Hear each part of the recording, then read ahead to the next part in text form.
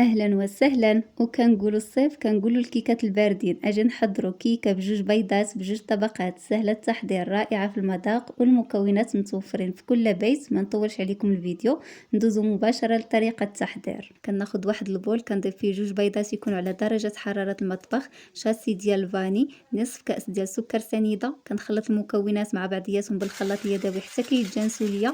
كنضيف ربع كاس ديال زيت نباتية، كأس مع مرش ديال الحليب، ودائما العبار بالكاس ديال العنبه، قبيصه ديال الملح، شاسي ديال الكاكاو. وكنخلط مره اخرى. بالنسبه للدقيق غادي نضيف تقريبا جوج الكؤوس ديال دقيق الفرص. بطبيعه الحال غادي نغربلو باش نتاكد انه ما فيه والو، زائد بيكين باودر اي خميره الحلويات من وزن 7 غرام، معلقه كبيره ديال الخل.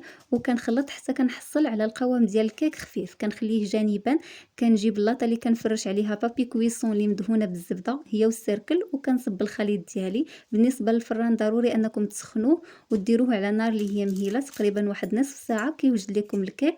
منين كتخرجوه كتسقيوه بالحليب اللي كيكون بارد، كتخليه جانبا. بالنسبه للكريمه كنضيف جوج ديال الفلون ديال الفاني، جوج معالق كبار ديال الكريم باتيسير، جوج معالق كبار ديال سكر سنيده، ونصف لتر ديال الحليب. كنخلط الكل على البريد بالخلاط اليدوي، وكنديرها على نار اللي هي مهيله حتى كتعقد ليا. من مورا ما كتعقد كنجيبها وكنضيف ليها واحد الياغورت ديال الكراميل. كنخلط الكل وكنصب الكريمه ديالي فوق الكيك بهذا الشكل. كنخليها فوق سطح العمل حتى كتبرد ليا شويه، وكندخلها مباشره للثلاجه. بالنسبه للتزيين دائما كيبقى اختياري. انا ضفت صوص شوكولا، ممكن تعوضوه بصوص كراميل او الفيوتين، كاوكاو كونكاسي او لوز ايفيلي. دائما الدريساج كيبقى اختياري. كيبقى هذا هو الشكل النهائي ديال الكيك. جربوها بالصحه والراحه وشهيه طيبه.